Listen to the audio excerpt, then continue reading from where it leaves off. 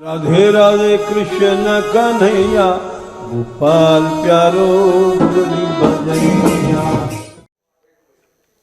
जय श्री राधे, जय श्री राधे।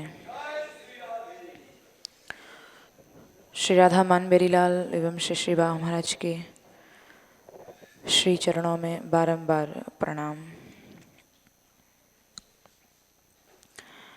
श्लोक संख्या 223।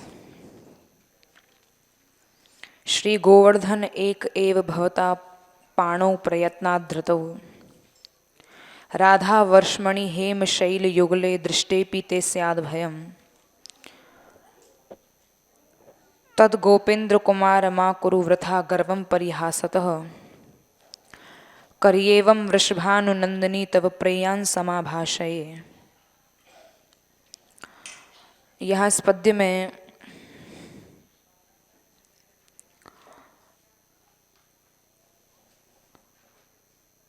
सखी श्याम सुंदर से परिहास कर रही है।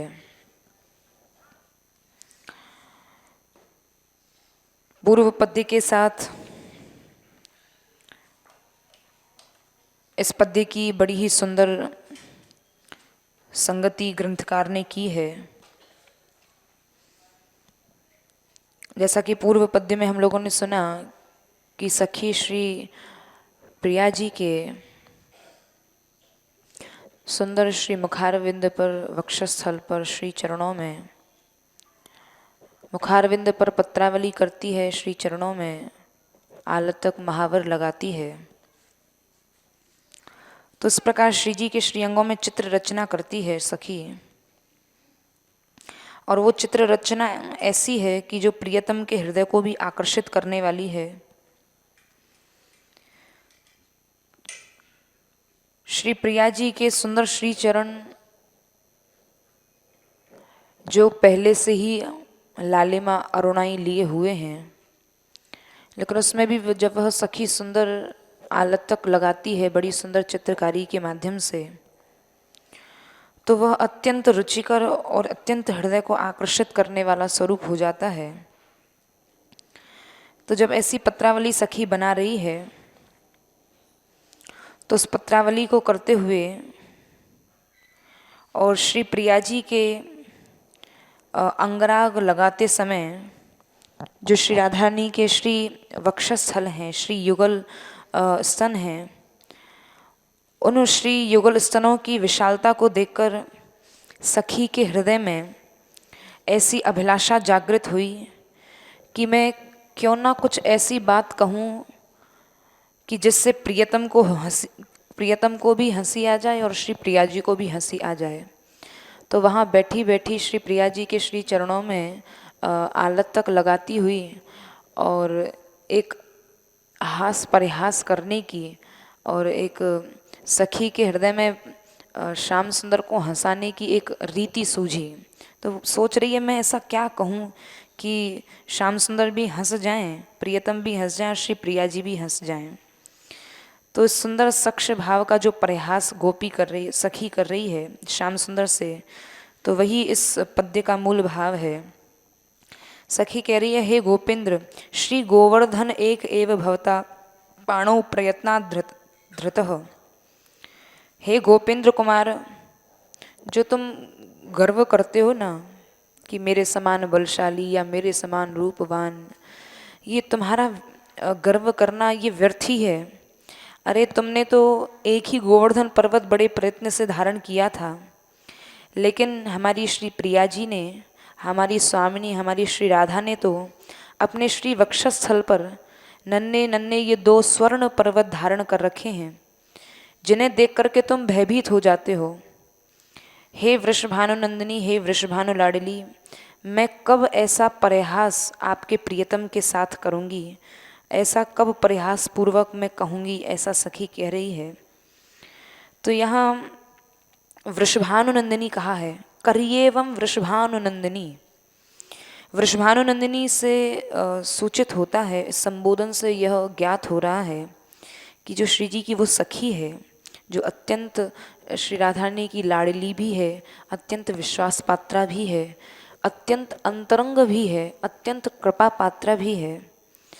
तो यहाँ वृषभानुनंदिनी संबोधन से सूचित होता है कि वो सखी बालकपन से ही, बाल्यकाल से ही प्रिया जी की सखी है और श्री प्रिया जी के साथ ही रही है, अर्थात उस सखी का बालकपन श्री प्रिया जी के साथ ही व्यतीत हुआ है। तो इस नाते से, इस संबंध से वो प्रियतम से कठोर बातें भी कह जाती है और उसको कोई झिझक नहीं है, कोई भय भी नहीं है, न ही उसको कोई संकोच है और न ही प्रियतम उसके कहे का बुरा मानते हैं। प्रियतम भी उस हास परिहास को बड़े सौभाग्यपूर्वक और हंस के टाल जाते हैं, क्योंकि यह श्री जी की परम अंतरंग सखी है और बालकपन से ही श्री जी के साथ रही है। क्योंकि ऐसा कहा भी है श्रीमद् राधा सुधानिधि के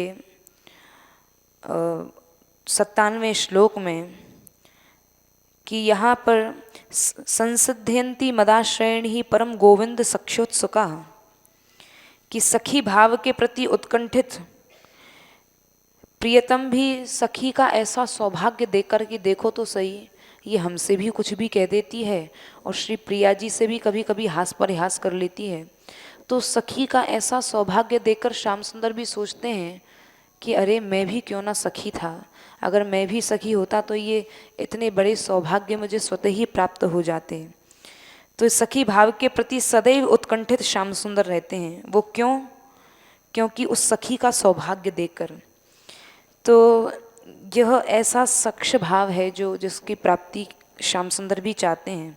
तो यहाँ इस पद्य में करेवम वृषभानुनंदिनी तव प्रेयांस, तव प्रेयांसम, अर्थात सखी कह रही है तुम्हारे प्रियतम से, तव की यह व्यंजना है कि आप नंद परिवार और वृषभानु परिवार, वो सखी कह रही है श्री राधा रानी से कि आप जो दोनों परिवार हैं ना, जो ब्रज के कुलमणि के स्वरूप में देखे जाते हैं, वो नंद परिवार है और वृषभानु परिवार, आप दोनों ही परिवारों की अत्यंत लाडली हैं, नई वर्णी हैं, सबकी प्रेम पात्र भी हैं और श्री कृष्ण आपको भी प्यारे हैं और आपके उत्कट प्रेम के पात्र हैं। जितना प्रेम, जितना स्नेह श्याम सुंदर के ऊपर आपका है उतना कहीं दिखाई नहीं देता है, अर्थात आप सबसे अधिक श्याम सुंदर से प्रेम करती हैं।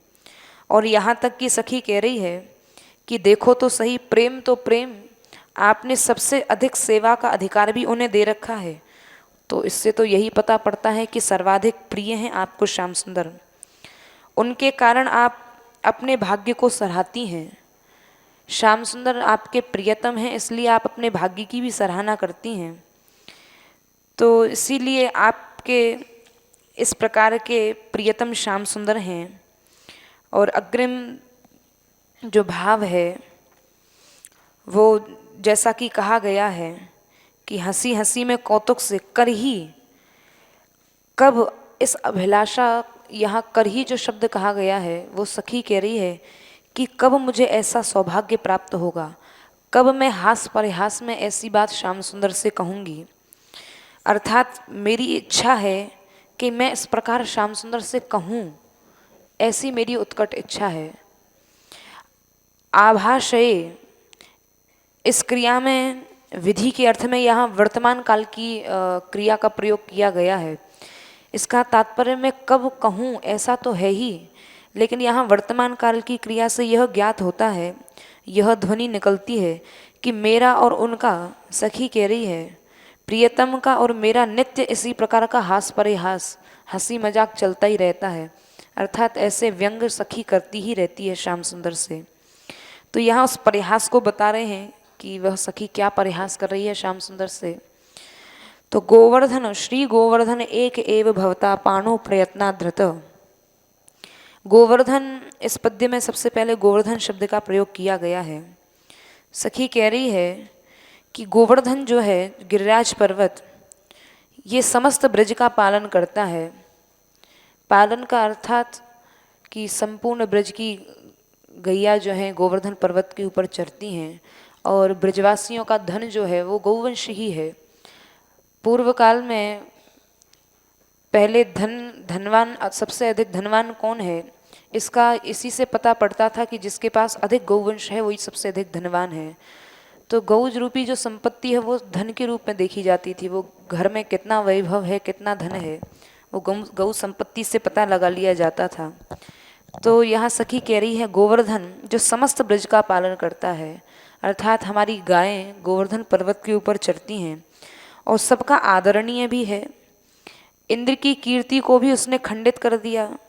श्री श्याम सुंदर ने जब गोवर्धन पर्वत को धारण किया है नखाग्र पर, तो इंद्र जल बरसाते बरसाते हार गया, लेकिन वहाँ ब्रजवासियों का, ब्रज का कुछ नहीं बिगड़ा है। तो इंद्र की कीर्ति को भी खंडित किया है। तो इसीलिए यहाँ गोवर्धन से पूर्व श्री लगाया है, श्री गोवर्धन एक एव। तो सब इंद्रियों को आनंदित करने वाला ऐसा श्री गोवर्धन पर्वत, वो सखी कह रही है हे प्रियतम, आपने अपने हाथ पर उठाया, अपने हाथ से आपने अनेक आश्चर्यजनक काम किए हैं, ऐसे ऐसे आश्चर्यजनक कार्य किए हैं जो साधारण व्यक्ति कर नहीं सकता है। तो तात्पर्य यह है सखी का कहने का, पाणो का भवता, भवता माने आपने, श्री कृष्ण के प्रति यहाँ पर सखी आदर भाव व्यक्त कर रही है, आपने ऐसा किया है। तो यह बड़े उठा तो लिया, अब सखी कह रही है आपने ये पर्वत उठा तो लिया, लेकिन वो पर्वत भी बड़े प्रयत्न से उठाया। आपको उसके लिए कितना प्रयत्न करना पड़ा, इसका भेद, इसकी पोल जो है ना वो हम ही जानती हैं। वो आपने क्यों उठाया, क्यों आप उठाने में सक्षम हुए गोवर्धन पर्वत को। सखी कहती हैं कछु माखन को बल बढ़्यो, जो तुम हमसे माखन छीन छीन के खाते थे ना, ये जो बल आया, शक्ति आई गोवर्धन पर्वत धारण करने की, ये तुम्हारे अंदर ऐसे ही नहीं आई। बोले कछु माखन को बल बढ़्यो और कछु गोपन करी सहाय, और कुछ गोप ग्वालों ने डंडा का सहारा, लठिया का सहारा लगा लगा के वो गोवर्धन पर्वत में सहारा लगाया, तो तुम उठा पाए। बोले ये सब बात तो ठीक है कि माखन का बल बढ़ा और सखी गोपों ने डंडा लगा के और सहारा दिया है, लेकिन सबसे जो मूल बात है, राधे जू की कृपाते गिरिवर लियो उठाए। वहाँ तो जो आपकी दृष्टि लगी हुई थी ना एक टक श्री राधानी के ऊपर, वो उसी दृष्टि की महिमा थी जो आपने गिरिराज पर्वत को उठा लिया। तो इसका भेद तो हम ही जानती हैं कि आपने गिरिराज पर्वत को उठाया कैसे। तो यह कहकर अपना मत सखी व्यक्त कर रही है, लेकिन ऐसी कल्पनाएं जो हैं हास्य परिहास में सखी कर रही है और कह रही है आपने अपनी समस्त ताकत लगा दी तब कहीं उठ पाया है, अर्थात सब गोप ग्वालों ने सहायता दी है। तो यहाँ उठाना वास्तविक कारण नहीं है, लेकिन किंतु ये हास्य परिहास के लिए सखी ऐसे व्यंग श्याम सुंदर से कर रही है। और प्रयत्न शब्द से के पूर्व प्र उपसर्ग अधिकाधिक यत्न करने का ये इससे अर्थ निकलता है, अर्थात आपने सहजता से ही नहीं उठा लिया, इसके लिए आपने अधिक प्रयत्न किए हैं। क्या प्रयत्न किए, सखी कह रही है प्रयत्न जब किए हैं तो उस समय आपने अपने कुल देवता श्री नारायण भगवान का भी स्मरण किया था, तो कुछ उनका भी बल लगा, कुछ सखियों के द्वारा जो माखन आपने छीना झपटी करके खाया था कुछ उसका बल था, कुछ गोप ग्वालों ने सहायता की थी। तो ये हास्य करके सखी श्याम सुंदर की तारीफ तो कर रही है, प्रशंसा तो कर रही है, लेकिन इधर उधर की सहायता का वर्णन करके श्याम सुंदर के ऊपर व्यंग भी कर रही है। बोले उठा तो लिया तुमने, लेकिन ये सब कारण थे इसलिए तुम उठा पाए। तो हास्य का आंतरिक मर्म जो हास्य कर रही है सखी, उसका यही मर्म है कि शोभा संपत्ति और कांति से युक्त आपको समस्त अभीष्ट प्रदान करने वाली जो हमारी श्री राधा रानी हैं, जो कांति से भी युक्त हैं, संपत्ति से भी युक्त हैं और समस्त अभीष्ट प्रदान करने वाली हैं, ऐसी सिद्धि स्वरूप हमारी श्री राधा के सुकुमार शरीर पर जो स्वर्ण के जो पर्वत हैं, दो पर्वत, आपने भले ही कितना भी गिरिराज पर्वत धारण कर लिया है, लेकिन इन स्वर्णिम दो पर्वतों को देखते ही आप डर जाएंगे। उनका धारण करना तो दूर की बात है। अब देखो किसमें ज़्यादा बल है। श्री राधा को तो इन दो पर्वतों को धारण करने में कुछ यत्न नहीं करना पड़ा है, और यह आक्षेप श्री कृष्ण के संबंध में पहले ही कह के आए हैं, प्रयत्न पद से ये ध्वनित होता है कि हे गोपेंद्र कुमार, सखी कह रही है श्याम सुंदर को, आप ग्वालों के राजा और श्री नंद बाबा के पुत्र हैं, तो इस भारी भरकम धोखे में मत पड़िए, ये अभिमान मत करिए कि मैं तो राजा का पुत्र हूँ। कुमार शब्द से यह ध्वनि निकलती है, सखी यह कहना चाहती है कि ये कोई बालकों का खेल नहीं है, कि पर्वत उठा लेना कोई बालकों का खेल है। पर्वत उठाने में मेरी बराबरी करने वाला कोई नहीं है, ऐसा तुम सोचते हो कि तुम तो एक गिरिराज पर्वत को धारण करके ये सोचने लगे कि मेरे समान तो कोई बलशाली होगा ही नहीं, मैं जैसे पर्वत को धारण कर सकता हूँ वैसे तो कोई कर ही नहीं सकता है। तो सखी ऐसा कह के व्यंग सुना रही है कि ये तुम्हारा अभिमान जो है ना, ये थोथा अभिमान है। और सुनिए, आप एक बात का घमंड अवश्य कर सकते हैं। सखी ने यहाँ एक बात तो सखी को माननी पड़ी कि आपके पास कितने भी घमंड हों कि आपने गोवर्धन पर्वत को उठाया या आपने इतने राक्षस असुर दैत्यों का संहार किया, बड़े बड़े काम किए, लेकिन वो इतने बड़े बड़े काम हमारी दृष्टि में इतने बड़े नहीं हैं। ये जो तुम अभिमान करके बैठे हो ये बेकार का ही अभिमान है। लेकिन हाँ, आप एक बात का घमंड अवश्य कर सकते हैं। तो सखी अब यहाँ मूल बात पर आई है। तो श्याम सुंदर से कह रही है कि आप एक बात का घमंड कर सकते हैं जो कि सत्य है। तो वो सत्य क्या है? सखी कहती है वो यही घमंड है कि राधा जैसी प्रेयसी, श्री राधा रानी जैसी स्वामिनी और प्रेयसी रूप निधि में आपको मिली हैं, यह आपका परम सौभाग्य है। इसका आप सौभाग्य, इसका आप अभिमान कर सकते हैं। तो वो श्री राधा कौन है? वो हमारी निधि हैं, हमारी प्रेयसी हैं। तो यह तुम हमसे सीख लो कि वो हमारी कैसी प्रिय हैं, कैसा प्रेम करना चाहिए, इसकी भी शिक्षा तुम हमसे लो। तो ये वृथा शब्द की यही की व्यंजना है कि हमारी राधिका के रूप गुण आदि की होड़ मत लगाओ। तुम्हारे लिए तो यही अच्छा है कि लोग तुम्हारे एक पर्वत उठाने का ढिंडोरा पीट रहे हैं कि अरे कन्हैया ने तो गिरिराज पर्वत धारण कर लिया, अभी तक उसका ढिंडोरा पिटता आ रहा है।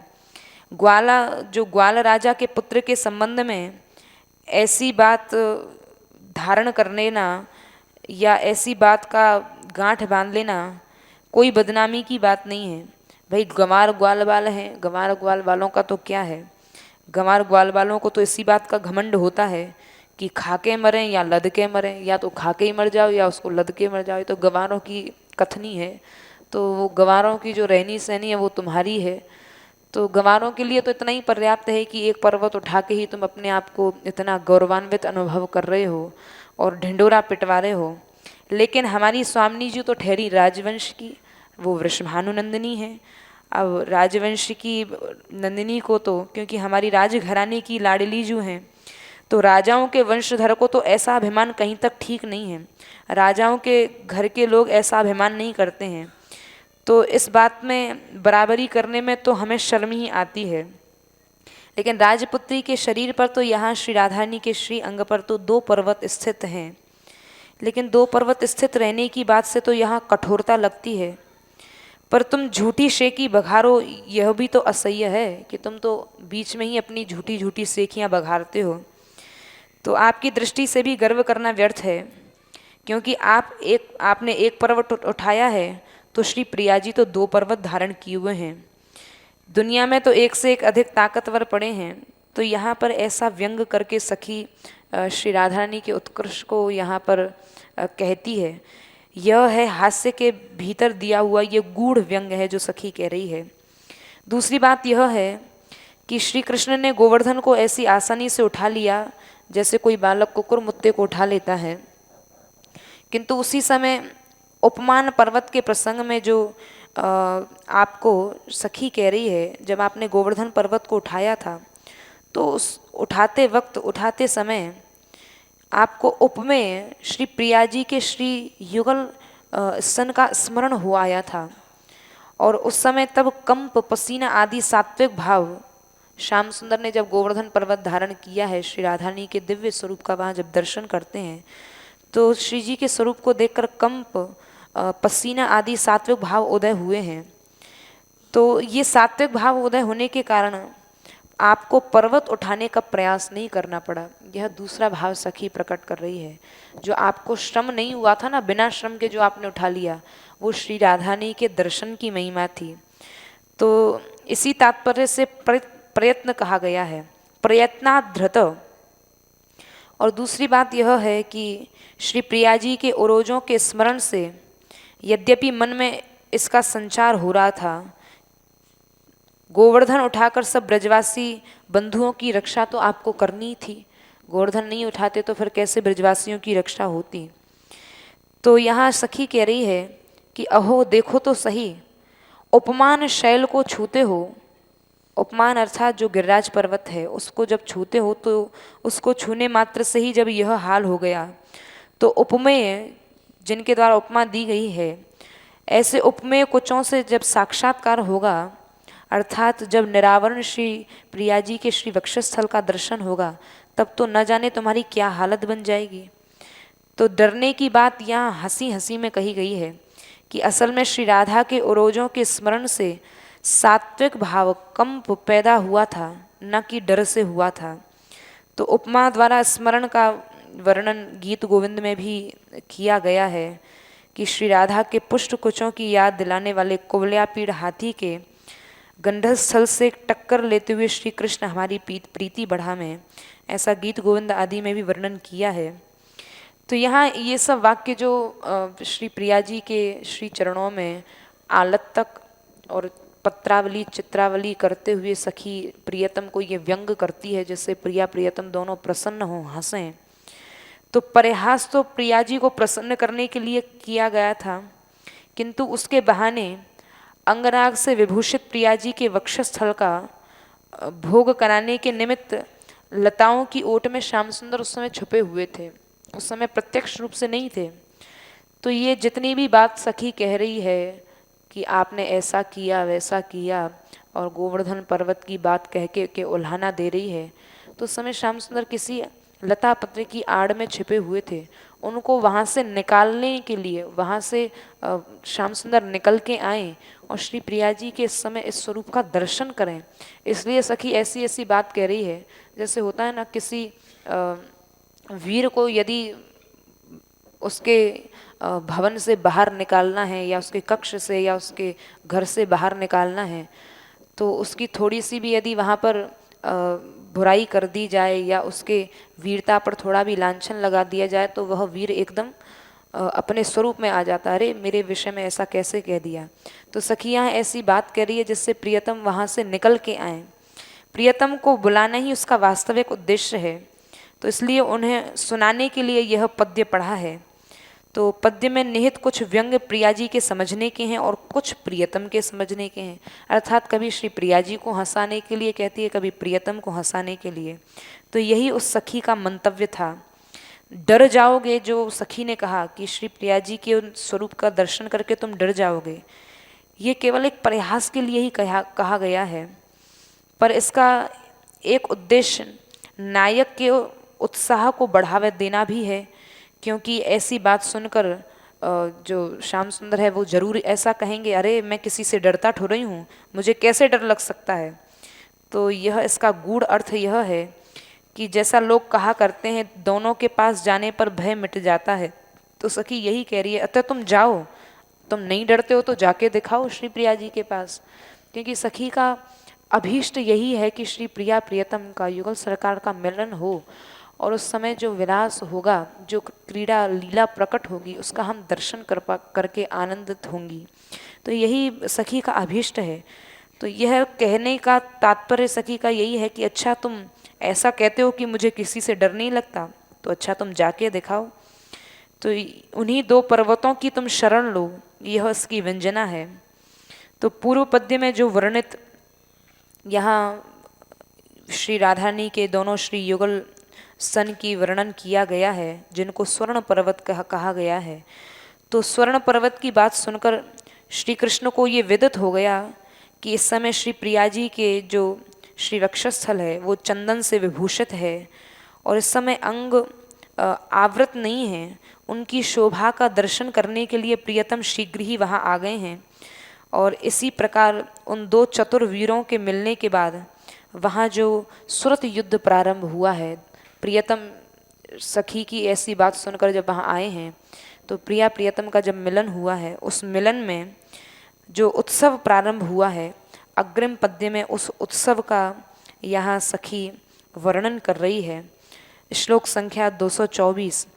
अनंग जय मंगल ध्वनि किंकणी डिण्डिमः स्तनादिव्रताडनैर्नख दंत घातैरितः अहो चतुर्नागरी नव किशोर योर मंजुले निकुंज निलयाजरे रति रणोत्सवो जृंभते। यहाँ अब कैसा वह युद्ध प्रारंभ हुआ है इसका सखी वर्णन कर रही है। श्री युगल का नित्य विलास जहाँ पर प्रारंभ हो रहा है, तो इस पद्य में अनंग जय मंगल, कामदेव के विजय सूचक नूपुरों की मंगल ध्वनि जहाँ नगाड़े बनकर बज रही है, इस पद्य का मूल भाव है। श्री स्तन आदि के मर्दन एवं नाखून और दांतों द्वारा किए गए घावों से युक्त अहो चतुर नागरी श्री राधा और नवल किशोर कृष्ण का सुरत संग्राम रूपी उत्सव यहाँ सुंदर निकुंज ग्रह के प्रांगण में चल रहा है, जिसका सखी वर्णन कर रही है। तो यहाँ ये जो सुरत युद्ध प्रारंभ हुआ है, इस सुरत युद्ध को यहाँ संग्राम का रूपक देकर इसको स्पष्ट किया है। एक संग्राम की भांति इसका स्वरूप प्रकट कर रही है सखी। तो अब अनंग जय, अनंग जय के ये दो अर्थ होते हैं।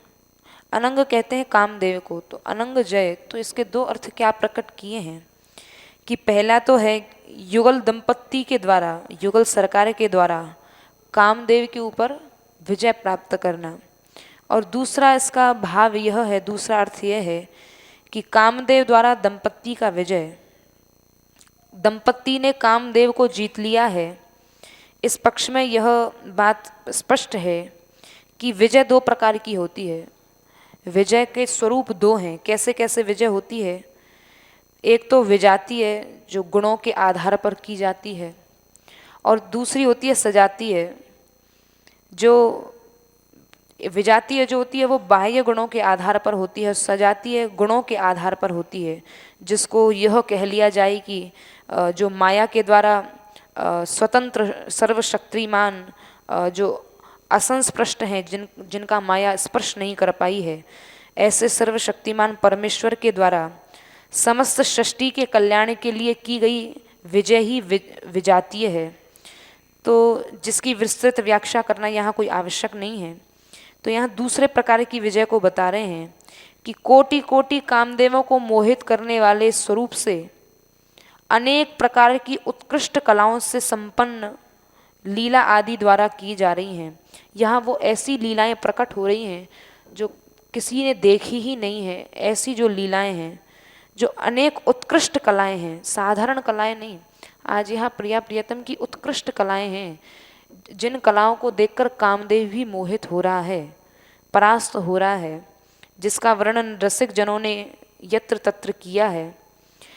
तो यहाँ पर इस प्रकार की विजय में ये जो विजय लिखी है, अब यहाँ जो युद्ध हो रहा है, सुरत युद्ध, जिसकी संग्राम का रूपक देकर इसको स्पष्ट किया है, तो इस संग्राम में जो विजय है, उस विजय में माधुर्य और ऐश्वर्य की प्रधानता है, जिसका रसिक जन वर्णन करते हैं। अब यहाँ पर एक बड़ी सुंदर बात का स्पष्टीकरण किया है कि यहाँ पर जो काम है, जिस काम के विषय में चर्चा हो रही है, क्योंकि हम लोगों की मलिन बुद्धि है तो हम लोग सोचेंगे साधारण काम। बोले ये साधारण काम की चर्चा नहीं है। ये काम जो है, ये अखंड स्वात्मानंद ही दंपत्ति में काम के रूप में बदल गया है। जो अखंड रूप से आनंद स्वरूप है, वही यहाँ काम है। इसके आनंद समुद्र छटा की एकमात्र जो आनंद यहाँ कहा गया है, जिसकी चर्चा हो रही है, जिसको स्वात्मानंद कहा गया है, इस स्वात्मानंद के समुद्र की छटा की एकमात्र झलक, यहाँ जिस आनंद की चर्चा हो रही है उसकी एकमात्र झलक ब्रह्मांड को मिली है। तो इस आनंद को ही सर्वोत्कृष्ट संसार में आनंद माना जाता है। ये श्री प्रिया प्रियतम के आनंद की एक छटा मात्र है, एक झलक मात्र है, जिसको हम लोगों ने सब कुछ मान रखा है, जिसको संसार में हम लोग आनंद मानते हैं, सर्वोत्कृष्ट आनंद मानते हैं। और यही अपनी समता के कारण यहाँ लोक में हम लोग इसको काम नाम से जानते हैं, जिसको भगवान शंकर ने जला दिया था। और मोक्ष की कामना करने वालों के लिए ये काम त्याज्य है, त्यागने योग्य है। अतः ये काम का यह स्वरूप प्राकृत है जिसको हम लोग सर्वोत्कृष्ट आनंद मानते हैं। चूँकि उनका नाम लेने से ही, काम का नाम लेने से ही भक्तों को संकोच होता है, इसलिए भक्तजन इस साधारण काम को नहीं चाहते हैं, स्वप्न में भी नहीं चाहते हैं। तो यहाँ इस पद्य में जो अनंग कहा है, अनंग से अभिप्राय उस साधारण जन योग्य काम का है। यदि कहा जाए कि प्राकृत काम के अधिष्ठान न होने पर श्री प्रिया प्रियतम जो हैं, ये दंपत्ति अपनी लीलाओं में उसका अनुकरण करते हैं, ये काम के अधीन होकर, हम लोग अपनी बुद्धि से सोचें तो। लेकिन भैया ये साधारण काम नहीं है, यह बार बार ग्रंथकार कह रहे हैं। तो इसका यही उत्तर है कि लौकिक काम में उस अलौकिक आनंद के भोग्य की योग्यता ही नहीं है। ये अलौकिक काम में तो ये लौकिक काम का कहाँ स्थान, इसका कोई स्थान नहीं है यहाँ पर। और श्री प्रिया प्रियतम जिस आनंद का अनुभव कर रहे हैं, ये स्वात्मानंद है, ये अलौकिक आनंद है जो दृष्टि से बहुत आगे की चीज़ है, हमारी मन से बहुत आगे की चीज़ है, जिसको ना दृष्टि देख सकती है और ना ही हमारी मन की स्थिति वहाँ तक पहुँच सकती है। ये वो काम है जो प्रिया प्रियतम की अभिलाषा को पूर्ण करता है। क्योंकि यहाँ उस काम का जो अर्थ है, अमरकोश के अनुसार अभिलाषा और प्यास को काम कहते हैं। तो यहाँ अभिलाषा और प्यास को जो काम का यहाँ विशेषण दिया गया है, और इस अभिलाषा और जो श्री अमरकोश में, अमरकोश के अनुसार अभिलाषा और प्यास को काम कहते हैं, उसका धर्म ही रति है। तो यहाँ स्पर्श का आनंद और क्रीड़ा उसके रूप में है। रति का अर्थ क्या है? रति का अर्थ है रमण करना। रति और प्रीति, रति का ही पर्याय प्रीति है। रति और प्रीति एक ही बात है। शिव ब्रह्मा सनकादिक आदि दंपत्ति की श्रृंगार लीला का ध्यान करते हैं। कौन सी लीला का ध्यान करते हैं? साधारण काम का नहीं, वो इसी असाधारण रति लीला का ध्यान करते हैं। ब्रह्मा शिव सनकादिक आदि, ये दिव्य श्रृंगार लीला है। तो यहाँ पर इस आधार पर यदि यह मान लिया जाए कि दंपत्ति ने लौकिक काम पर विजय प्राप्त की, तो ये कोई बहुत बड़ी बात नहीं है, वो तो अलौकिक आनंद है, तो ये कोई अनोखी बात नहीं होगी। तो इस आधार पर अनंग शब्द का दूसरा निर्वचन यह भी है। अनंग कहते हैं जो अंग से विरुद्ध हो, यानी जिसके अंग नहीं है, क्योंकि भगवान शंकर ने उसको भस्म कर दिया था। तो दंपत्ति के अपने और प्रिया प्रियतम का जो स्वरूप है, वो अंग अखंड आनंद स्वरूप हैं। तो उन अंगों से वे अनंग पर विजय प्राप्त करते हैं। अब जिसके हाथ पैर ही न हो और कोई आदमी हो बड़ा शक्तिशाली, तो शक्तिशाली आदमी का उस बेचारे जो शक्तिशाली नहीं है उसके ऊपर विजय प्राप्त करना कौन सी बड़ी बात है। तो यहाँ यही भाव टीकाकार स्पष्ट कर रहे हैं कि अनंग जो है उसके तो कोई स्वरूप ही नहीं है, अंग से विरुद्ध है। तो श्री प्रिया प्रियतम उसके ऊपर विजय प्राप्त करते हैं, और जो अंग सहित है वो अंग रहित पर विजय लाभ प्राप्त करेगा ही। जैसा कि श्री राधा सुधा निधि में भी कहा है 71वें श्लोक में, लीला पांग तरंग रई भवनी कैकैशः कोटिशः कंदर्पा, कि श्री राधा रानी के विलासपूर्ण जब कटाक्ष चलते हैं, साधारण कटाक्ष नहीं, विलासपूर्ण जब कटाक्ष चलते हैं, और उन कटाक्षों से जो तरंगें प्रकट होती हैं, उन तरंगों से एक एक बार में करोड़ों करोड़ों कामदेव पैदा होते हैं। ऐसे श्री राधारानी के कटाक्ष हैं। तो वो कामदेव भी जो प्रकट होते हैं वो भी कोई साधारण नहीं है, वो भी दिव्य कामदेव हैं जो प्रकट होते हैं, और उसी में फिर लय भी उनका हो जाता है। तो इस प्रकार की प्रिया जी के कटाक्षों से उत्पन्न काम उनके श्री अंग से ही पैदा हुआ माना जाएगा। तो अब यदि यह पूछा जाए, एक और भाव स्पष्ट कर रहे हैं कि काम ने भाई ऐसा क्या बुरा किया जिससे उसे जीतना आवश्यक हो गया। तो इस संबंध में टीकाकार का यही कहना है कि वह प्रेम से स्पर्धा होड़ करता था। यह काम प्रेम से इसने होड़ करना चाहा, तो इसलिए उसका हार जाना ही उचित है। यहाँ श्री प्रिया प्रियतम के प्रेम से वह होड़ करेगा तो वह परास्त होगा ही होगा। यदि दंपत्ति ने उस काम के अभिमान को चूर्ण किया जिसे कि ब्रह्मा आदि को भी जीतने के कारण गर्व हो गया था। तो इसलिए उसको यहाँ प्रिया प्रियतम ने उसको परास्त किया है। तो ये शंका उठती है मन में, यह शंका है कि भाई यदि काम द्वारा दंपत्ति पर विजय प्राप्त करना ही अभीष्ट है तो इसमें सखियों का क्या स्वार्थ है। तो उत्तर यह है कि श्रृंगार के आराधकों को, जो श्रृंगार रस के आराधक हैं, जो श्रृंगार रस के उपासक हैं, उन आराधकों को इस रस की उपलब्धि होती है। नहीं तो दंपत्ति के होते हुए भी रस की उत्पत्ति नहीं होगी। क्योंकि देखो एक बात समझनी चाहिए, इस बात को बड़े सुंदर ढंग से स्पष्ट किया है कि यदि एक तरफ योद्धा खड़ा है रणभूमि में और सामने विपक्ष में कोई है ही नहीं, तो उस योद्धा को कैसे आनंद मिलेगा। जब दो पक्ष सामने खड़े होंगे, आमने सामने पक्ष दोनों खड़े होंगे, पक्ष और विपक्ष, जब उनके बीच में युद्ध होगा तो युद्ध होने के बाद जब एक को विजय प्राप्त होगी, एक को पराजय प्राप्त होगी, तभी तो कुछ सामने वहाँ कुछ प्रकट होके आ पाएगा कि भाई किसको विजय प्राप्त होगी, किसको पराजय। यदि युद्ध क्षेत्र में एक पक्ष तो है और विपक्ष नहीं है तो वो कोई युद्ध थोड़ी कहलाएगा। तो यहाँ इसी बात को स्पष्ट कर रहे हैं कि एक तरफ तो रति और काम है और दूसरी तरफ दंपत्ति हैं, साक्षात युगल सरकार हैं। तो इस प्रकार परस्पर विरोधी मोर्चा यहाँ जमा है। और एक बात यह भी है कि श्री कृष्ण इसमें अपना गौरव ही मानते हैं, किसमें, पराजित होने में, कि वे सदा श्री प्रिया जी के अनुकूल रहें और उनकी दास्ता करें और उनके इशारों पर चलें। तो यहाँ प्रियतम जो है वो तो इस प्रकार के योद्धा हैं कि देखा जाता है कि कभी कभी सामने वाला पक्ष इतना मजबूत होता है, सामने वाला योद्धा, कि विपक्ष वाला जो योद्धा होता है वो अपने अस्त्र शस्त्र ही छोड़ देता है, पहले ही हार स्वीकार कर लेता है। भैया इसके सामने खड़े होने की हमारी कोई हिम्मत नहीं है, तो हमने तो पहले ही पराजय स्वीकार कर ली, पहले ही अस्त्र शस्त्र छोड़ दिए। अस्त्र शस्त्र छोड़ने का मतलब ही अपनी पराजय को स्वीकार करना। तो यहाँ प्रिया प्रियतम के रूप में आमने सामने जब खड़े हैं तो यहाँ श्याम सुंदर ने पहले ही अपनी पराजय स्वीकार कर ली है कि हम तो इसी में प्रसन्न हैं कि श्री प्रिया जी की, स्वामी जी की दास्ता करें, उनके इशारों पर चलें। उधर प्रिया जी का अभिमान है कि वे अत्यंत लजीली हैं और यहाँ इस व्यंजना के द्वारा अपने आंतरिक आशय को व्यक्त करती हैं कि उन्हें कुछ प्राप्तव्य नहीं है, वे प्रभुता से संपन्न हैं और आसज्य हैं, अर्थात प्रियतम उनसे प्रेम करते हैं, उनमें आसक्त हैं।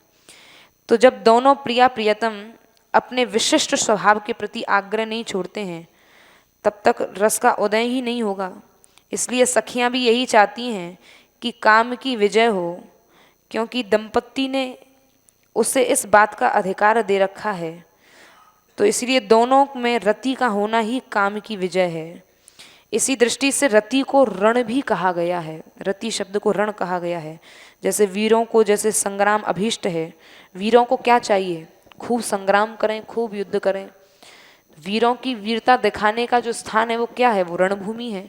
यदि वीर रणभूमि में अपनी वीरता नहीं दिखाएगा तो उसकी वीरता से कौन परिचित होगा। तो वीरों का अभीष्ट यही होता है कि वो खूब संग्राम करें। तो उसी प्रकार यहाँ संग्राम क्या है, इसी प्रकार यहाँ पर रस विलासियों को, जो रस के उपासक हैं, जो रस विलासी हैं, उनका रति ही अभीष्ट है। तो इसी आधार पर यहाँ रति रण को उत्सव कहा गया है। यहाँ जो ये युद्ध चल रहा है, सुरत युद्ध, रति रण, यही यहाँ उत्सव के रूप में है। तो अब पद्य की यहाँ लीला परख व्याख्या करते हैं कि ये सखी जो श्री राधानी की अंतरंग सखी है, यह सखी बालकपन से ही श्री जी की संगिनी रह चुकी है और सदा से ही श्री राधानी के साथ ही रही है। राधा रानी के साथ ही इसका लालन पालन हुआ है। और ऐसी सखी जो श्री राधानी के साथ बालकपन से ही रही है और प्रियतम के साथ प्रिया जी के रति विहार की निपुणता को देखकर अपने भाग्य की सराहना कर रही है कि देखो तो सही मैं कैसी सौभाग्यशालिनी हूँ, जो यह रति और जो यह विलास है, क्रीड़ा है, जिसको देख पाना असंभव है। अर्थात यदि श्री प्रिया जी की कृपा हो तभी इस रति विलास को देखा जा सकता है। तो मैं श्री जी की कितनी कृपा पात्र हूँ, श्री प्रिया जी की। एक तो बालकपन से ही मुझे साथ मिला, श्री राधानी के ही आंचल की छत्र छाया में मैं पली बड़ी हूँ, और फिर दूसरा ये रति विहार मुझे देखने को मिल रहा है। तो इस प्रकार अपनी सौभाग्य की सराहना कर रही है सखी। कैसा आश्चर्य है कि चतुर नागरी जो श्री राधा रानी है, यहाँ पर श्री राधा रानी के लिए नागरी शब्द का प्रयोग किया है। अहो चतुर नागरी नव कैशोर योर मंजुले। श्री राधा रानी नागरी और नवल किशोर श्री कृष्ण के साथ यहाँ ये सुरत संग्राम का उत्सव चल रहा है, और हाथ जोड़कर नेत्र बंद करके सखी कह रही है कि इष्ट देवी की कृपा से बहुत दिनों से संचित, यानी ये जो मैं सुरत संग्राम देख रही हूँ ना, इसका मुझे बहुत समय से, बाल्यकाल से ही मैं इसका इंतज़ार प्रतीक्षा कर रही थी कि यह स्वरूप कब प्रकट हो, कब दोनों प्रिया प्रियतम नव यौवन में प्रवेश करें और इस लीला का मैं दर्शन करूं। तो ये बहुत दिनों से संचित इस इच्छा को मैंने संचय करके रख रखा था। और दूसरी बात यह है कि अब तक मैं प्रिया जी को मुग्धा के रूप में देखती आई हूँ, अब भाग्य से अब ये दोनों चतुर हो गए हैं। अब यहाँ श्री राधानी को चतुर शब्द की और उपाधि मिल गई है, अत्यंत चतुरा हैं। तो राजकुमारी तो जन्म से ही हैं, जो इनका सहज स्वभाव ही है कि राजकुमारी होने के कारण सब कलाओं में ये निपुण हैं, और विदग्ध होने से इनको नागरी पदवी की अभी अभी प्राप्ति हुई है। अब इन्होंने नागरी की पदवी को भी प्राप्त कर लिया है। उधर श्री कृष्ण ग्वालराज होने के कारण विदग्ध नहीं है, क्योंकि ठहरे ग्वाला और ग्वालराज के अर्थात नंद बाबा के पुत्र हैं। फिर भी हमारी अब ये जो श्याम सुंदर के लिए भी जो चतुर शब्द का प्रयोग किया जाता है और नागर शब्द का प्रयोग किया जाता है, तो नागर माने होता चतुर, नागरी माने होता चतुरा। तो यहाँ जो नागर हैं, वो नागर शब्द की उपाधि श्याम सुंदर को कैसे मिली? बोले नागर शब्द की उपाधि ऐसे ही नहीं मिली कि उन्होंने नंद बाबा के यहाँ जन्म ले लिया तो मिल गई। तो सखी का यहाँ भाव दूसरा है। सखी कह रही है यहाँ ग्वालराज होने के कारण वो विदग्ध नहीं है, लेकिन हमारी श्री प्रिया जी के साथ, हमारी श्री स्वामिनी जी के साथ, हमारी श्री राधा के साथ जब इनका विवाह हुआ और वैवाहिक संगम संबंध होने के कारण रति संग्राम की नई नई क्रीड़ाएं प्रकट हुईं, तब हमारी श्री राधा रानी के साथ संबंध होने के कारण तब इनको नागर उपाधि मिली है, ऐसी नागर की उपाधि नहीं मिली है। तो यहाँ सखी कह रही है कि दूसरी बात यह है कि शस्त्र अस्त्र के ज्ञान के बिना वीरता के होते हुए भी उत्साह पैदा नहीं होता है।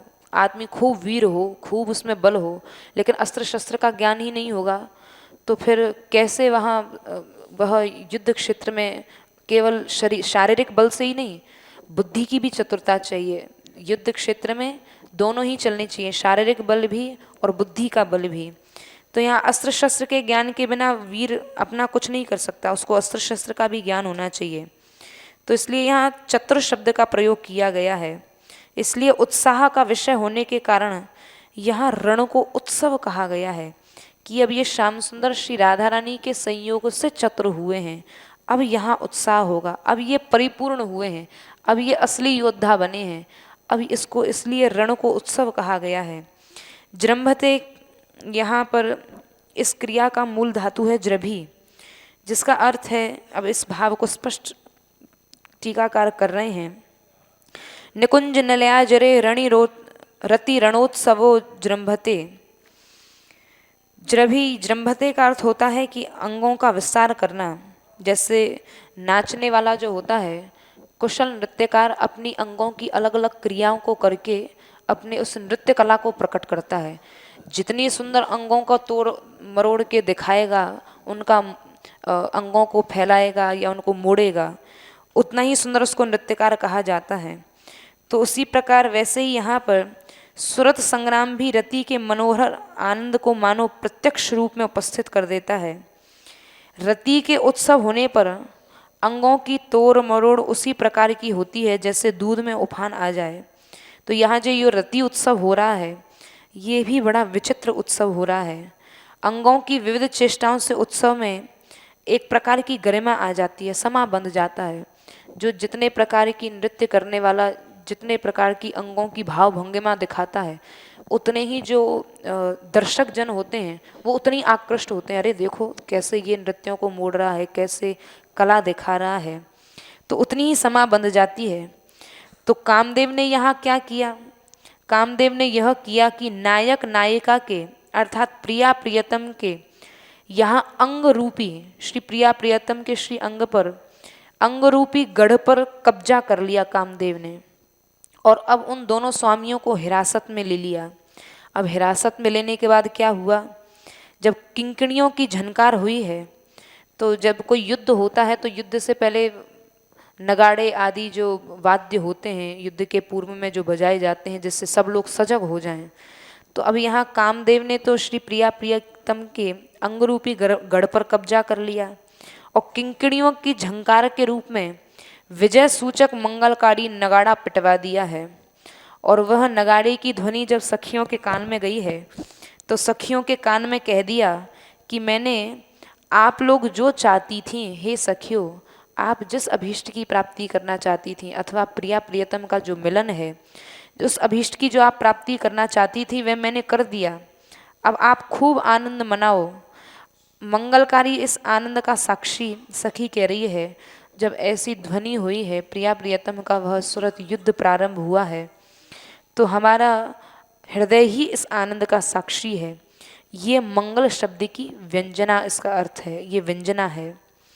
अब विविध अस्त्र शस्त्रों के प्रयोग के संबंध में कहते हैं कि सबसे पहले जो पूर्व पद्य में श्री राधानी के श्री स्तनों का नामोल्लेख करके स्वर्ण पर्वत के रूप में उनका स्मरण कराया है, यहाँ इस पद्य में भी उसी संबंध में कहा जा रहा है कि सन आदि में शब्द से सन, नख और दांतों के अतिरिक्त प्रहार करने वाले अंगों का भी यहाँ समुचित रीति से समावेश कर लेना चाहिए, जिसका वर्णन गीत गोविंद में भी किया गया है दिव्य श्री राधानी के श्री अंगों का।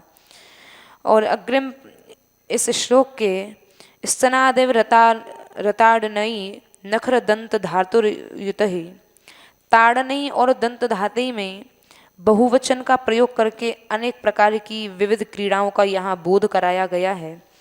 और ताड़न वरही में वर श्रेष्ठ का प्रयोग उसी तरह यहाँ किया गया है जैसे बिरमी बिरमी नाथ बहुर वर बिहारी री।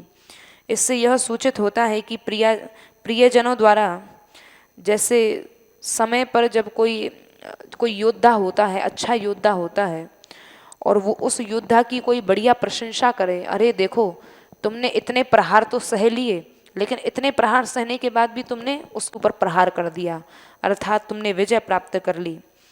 तो इसी प्रकार यहाँ पर सखियों का अनुमोदन सूचित होता है कि देखो तो प्रिया प्रियतम दोनों समान रूप में रमण में भाग ले रहे हैं, दोनों समान रूप से खड़े हुए हैं, किंतु ताड़न जो है, पराजित जो है, समय समय पर श्री प्रिया जी ही करती हैं श्याम सुंदर को, और मर्दन दंतक्षत आदि प्रियतम करते हैं। तो यहाँ यह स्पष्ट है कि कामदेव दोनों के अंगों में प्रवेश कर उन्हीं के श्री अंगों को शस्त्र बनाकर प्रिया प्रियतम दोनों से युद्ध करता है, यह उसका भाव है। और यदि अर्थ यह लगाया जाए कि प्रिया प्रियतम दोनों कामदेव को जीतते हैं, तो इस अर्थ को यूँ समझना चाहिए कि काम के अंगों में समाये हुए होने के कारण उन्हीं अंग रूपी शास्त्रों द्वारा चोट फेंट मर्दन आदि युगल के उस विजय लाभ करने का मंगल घोष किया है। तो यहाँ जो ध्वनि हो रही है, कंकण आदि की जो ध्वनि हो रही है, वो ऐसा लग रहा है जैसे योद्धा को अभी अभी विजय प्राप्त हुई है तो विजय के नगाड़े बज रहे हैं, ऐसा यहाँ भाव प्रकट किया है। अब यहाँ सुरत युद्ध करते करते प्रिया प्रियतम यह भी भूल गए कि यहाँ सखी भी आ सकती हैं, तो यह भी उनको विस्मरण हो गया है। और इस बात का ध्यान प्रिया प्रियतम को नहीं रहा है आवेश में, और यहाँ उसी प्रकार इस विहार का वर्णन किया है। अग्रिम पंक्ति में, अग्रिम पद्य में उसी विहार का, जो विहार अभी अभी प्रारंभ हुआ है, और विहार के साथ साथ श्री प्रिया प्रियतम का नित्य यौवन प्रकट हुआ है। नित्य यौवना तो वो है ही, लेकिन प्रिया प्रियतम का स्वरूप ही ऐसा है जो ऐसा लगता है कि अभी अभी मानो अभी अभी नित्य यौवन ही प्रकट हुआ है। तो श्लोक संख्या 225 में श्री प्रिया प्रियतम के नित्य यौवन का प्राकट्य का सखी वर्णन कर रही है। यूनोर्वीक्ष दर्पणट यूनोर्वीक्ष दर्पत्रपानट कलामादीक्षयन्ती दृशौ वृणवाना चकितेन संचित महारत्नस्तनं चाप्युरः सा काचित् वृषभानुवेश्मनि सखी मालासु बालावली मौल्य खेलति विश्वमोहन महासारूप्य माचिन्वती।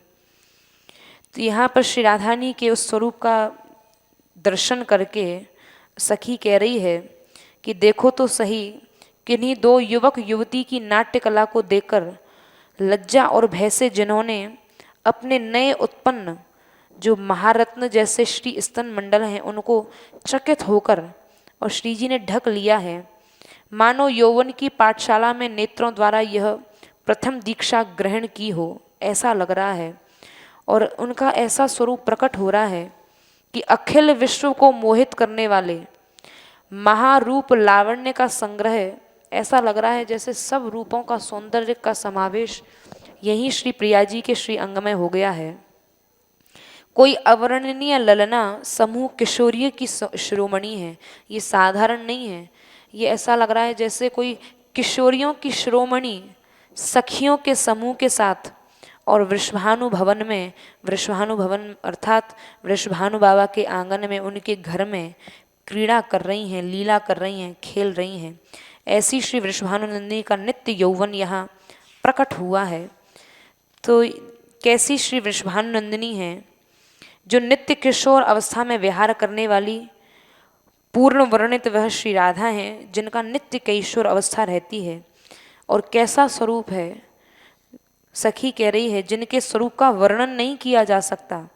और यह भी कह रही है कि जिन्हें मेरे सिवा अन्य कोई जानता ही नहीं है, जो बालावली अर्थात लक्ष्मी जी के भी द्वारा जो सेवित हैं, लक्ष्मी जी भी जिनकी पूजा करती हैं, सेवा करती हैं, लक्ष्मी जी की भी जो आराध्या हैं, ऐसी ब्रज सुंदरी हैं। और ब्रज सुंदरी होने के साथ साथ जो ब्रज रूपी रत्नों के समूह की मौली हैं, मौली अर्थात मौली होता है जो मस्तक पर धारण किया जाए, मुकुट, मुकुट की भांति सौभाग्य का सूचक जो भूषण है उसके समान श्री राधा रानी सुशोभित हैं।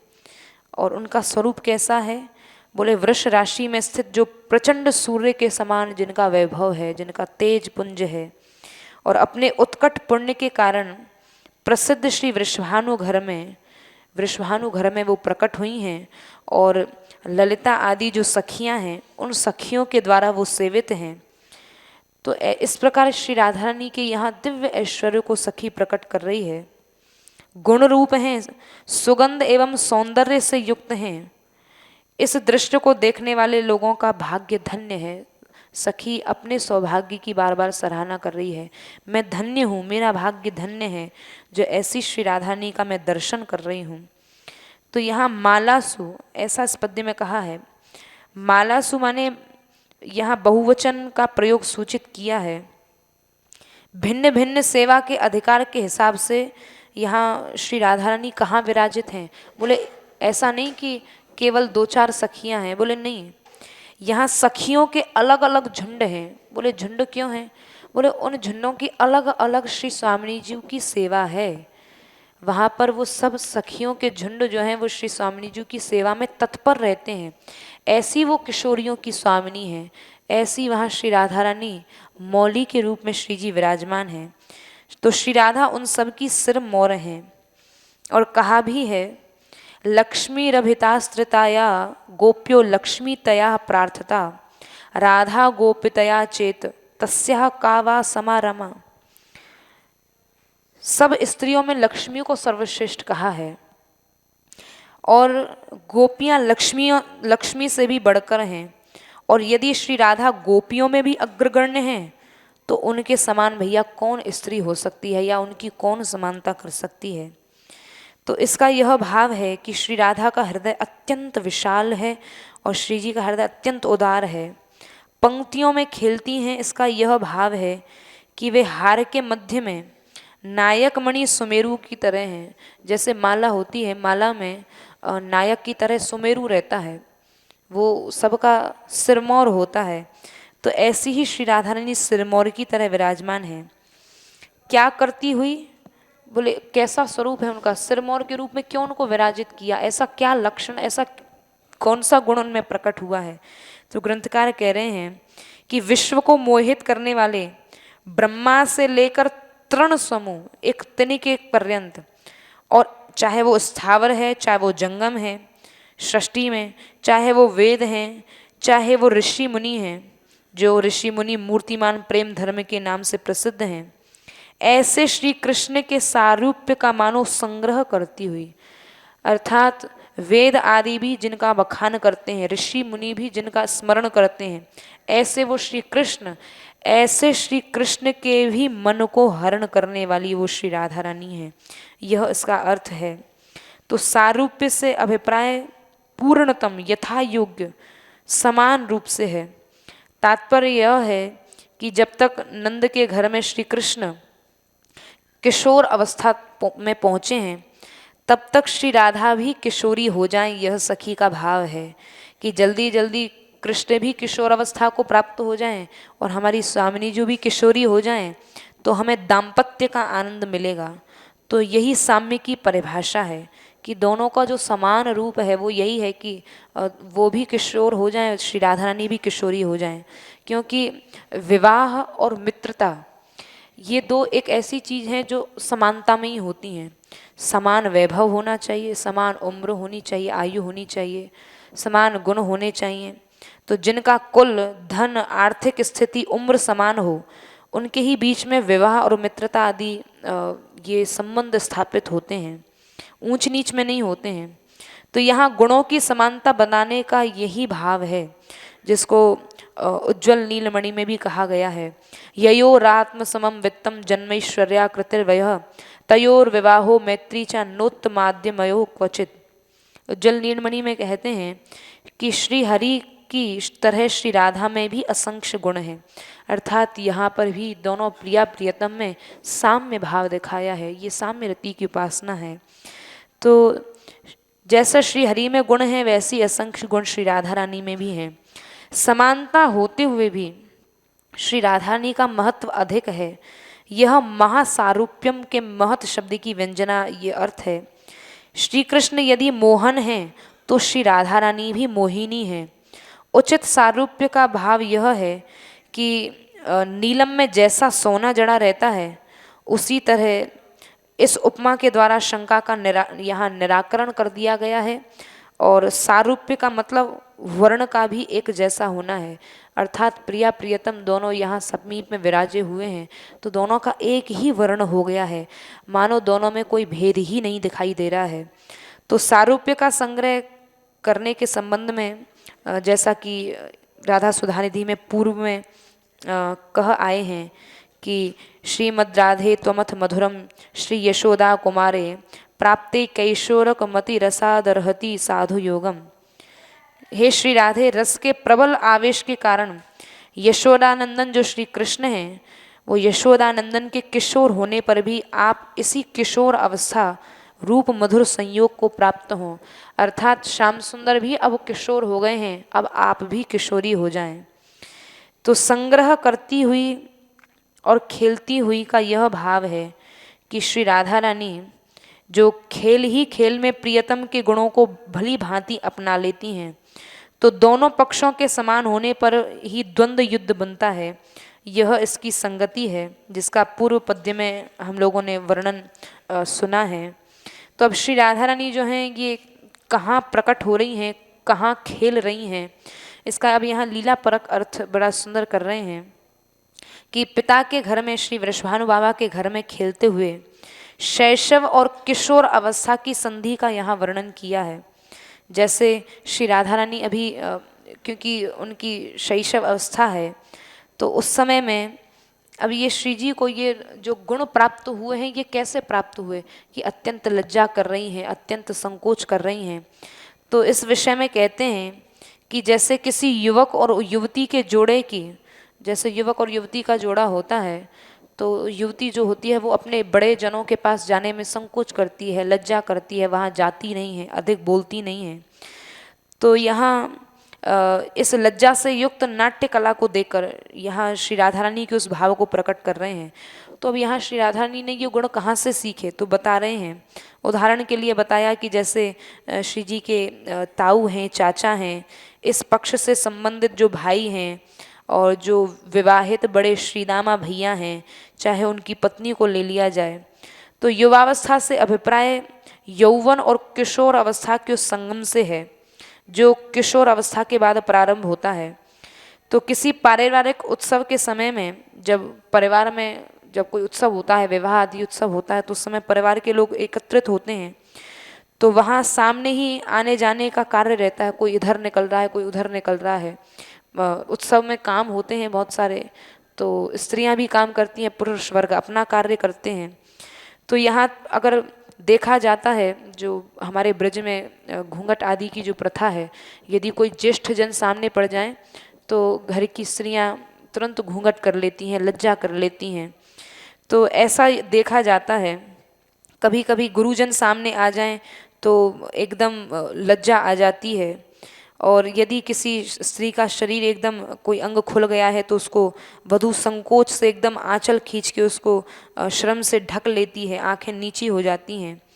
तो यहाँ जन्मजात बुद्धि की सहायता से श्री राधा रानी भी इन सब को ध्यानपूर्वक देखती थीं और उसके द्वारा उस कला की शिक्षा यथावत उसी समय हाल में अपने नेत्रों को देती थीं कि कैसे लज्जा करनी चाहिए, कैसे संकोच करना चाहिए। जैसे कोई आचार्य अपने शिष्य को कोई शिक्षा देता है।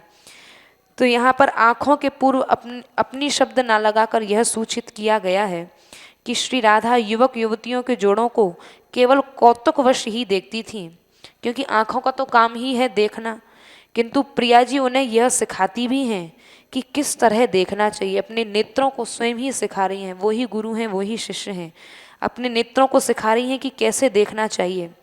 तो उससे यह भाव निकलता है कि कटाक्ष फेंकने का प्रारंभ जब उसी समय से हो गया था, तो अब तो क्या कहना, क्योंकि अब तो श्री राधा रानी का नित्य यौवन स्वरूप प्रकट हो गया है। तो श्री राधा ने जब देखा कि रंभा ने गुरुजनों के अनुसार डर से लज्जा आदि कर लिया है, अपना आंचल खींच लिया है, तो स्वयं ने भी सखियों के बीच में चकित होकर जब देखा है कि अपने निरावरण श्री वक्षस्थल को, तो श्री राधा रानी ने भी अपने अंचल को खींच लिया। तो स्वयं ने भी सखियों के बीच में चकित होकर जब अपने श्री वक्षस्थल को श्री जी ने ढक लिया है, तो उस वक्षस्थल का विशेषण देते हैं। बोले क्यों ढका उस वक्षस्थल को? बोले इसलिए ढका है कि जहाँ अमूल्य रत्नों का संग्रह करके रखा गया है, संचय। संचय का मतलब यहाँ यह है कि यहाँ इसी वक्षस्थल में कोष मौजूद था, जो बाहर से नहीं दिखाई दे रहा था। जब आगे चलकर रत्न कोष जब दूर से देखा तो ये एक गौर ज्योति ही दिखाई दे रही थी, लेकिन सखिया जब और कुछ पास गईं तो पास जाने पर रत्न कोष जैसा प्रतीत हुआ। अरे ये तो रत्न कोष की तरह है। और संसार में भी देखा जाता है, जब कोई विशाल खजाना किसी के पास हो तो कोई खजाने को ऐसे नहीं रख देता है कि खुले में रख दिया या किसी को भी बता दिया। उसकी बड़ी सार संभार से और बड़ा चौकन्ना रहकर उसकी रख रखाव करता है, उसको बंद करके रखता है। तो उसी तरह श्री राधा रानी ने भी अपने स्तनों पर अंचल डाल लिया है। यह इसका यह अर्थ है जिसमें उत्प्रेक्षा छिपी हुई है। तो श्री जी के वो दोनों श्री स्तन मंडल कैसे हैं? रत्न जैसे हैं, किंतु उन्हें महारत्न कहकर यहाँ सूचित किया गया है कि उनका महत्व इस अर्थ में है कि महारत्न क्यों कहा? क्योंकि महारत्न इसलिए कहा है कि ये विश्व को भी मोहित करने वाले हैं, मोह में डाल देने वाले हैं। तो इन रत्नों के संग्रह करने की बात इसलिए कही गई है कि जो इस समय संग्रह कहा गया है, इससे यह ध्वनि निकलती है कि प्रियतम भी इस प्रकार नेत्रों को श्री राधा रानी जब दीक्षा देती हैं, शिक्षा देती हैं, तो रत्नों के संग्रह करने की बात इसलिए कही गई है कि उस समय किया गया जो संग्रह है वो इस समय का विलास का साधन बन गया है। तो इससे प्रियतम के सौभाग्य की ही ध्वनि निकलती है कि प्रियतम का कैसा सौभाग्य है। तो श्री राधा रानी इस प्रकार अपने नेत्रों को दीक्षा देती हुई उन युगल स्तनों को ढक लेती हैं और सखियों के बीच में खेलती हैं। तो खेलने का मतलब यह है कि समान जो आयु की जो श्री जी की सखियां हैं, तो समान अवस्था वाली सखियों के बीच में बिना किसी संकोच के और किसी सखी को श्री राधा रानी दूल्हा बना लेती हैं, किसी को दुल्हन बनाकर उसी प्रकार की अनुकरण क्रीड़ा करती हैं। जैसे कोई आश्रम में कोई जो गुरु होते हैं वो ब्रह्मचारी गण भी बिना किसी संकोच के अपने साथियों को पढ़ाते हैं, वैसे ही यहाँ यह बात स्पष्ट की गई है कि दुनिया में भी देखा जाता है कि विद्या और लक्ष्मी दोनों का ही जीवन में उपयोग है। विद्या अपनी जगह है, लक्ष्मी का अपनी जगह उपयोग है। तो यहाँ पर इसी भाव को प्रकट कर रहे हैं कि यहाँ पर जो मंगल ध्वनि और चतुर नागरी ये जो शब्द प्रयोग किए गए हैं, सा काचिद वेश्म सखी शब्द आश्चर्य के ज्ञापक हैं। आश्चर्य इस विषय में है कि श्री राधा संसार में इस प्रकार दर्शन देती हैं। सखी कह रही है कि वे चतुर नागरी तो हैं ही, लेकिन वे ऐसी कृपामयी हैं कि जिस स्वरूप को केवल मैं ही जानती हूँ, अर्थात जिस स्वरूप को मेरे अलावा कोई जान नहीं सकता है, ऐसे उस स्वरूप को श्री राधा रानी इतनी करुणामयी है, इतनी कृपामयी है कि इस संसार में इस प्रकार का दर्शन देती हैं। धन्य हैं वे लोग, भाग्य है उन लोगों का कि श्री राधा रानी इतनी कृपालु हैं, नहीं तो ये आनंद कैसे देखने को मिलता। जो अन्य योगियों को भी अगोचर है वे वृषभानु के घर में ही विराजमान हैं, अर्थात श्री राधा रानी ने वृषभानु बाबा के घर में प्रकट होकर और ये लीला करके हम जैसे लोगों के ऊपर कृपा ही की है। ये हम लोगों का सौभाग्य है। तो यह सौभाग्य को प्रकट कर रही है सखी कि देखो तो सही कैसा सौभाग्य है कि जहाँ श्री राधा रानी स्वयं ही प्रकट होकर इस स्वरूप को जो जिसको कोई देख नहीं सकता, जिसका कोई वर्णन नहीं कर सकता, जो अनिर्वचनीय है, जो अवर्णनीय है, उस स्वरूप को स्वयं ही श्री राधा रानी प्रकट करती हैं और प्रकट करके और हम सब लोगों के ऊपर कृपा करती हैं। जय श्री राधे। श्यामा श्यामा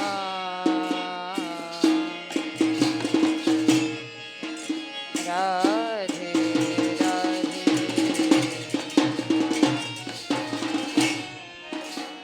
राधे कृष्णा कृष्णा राधे कृष्णा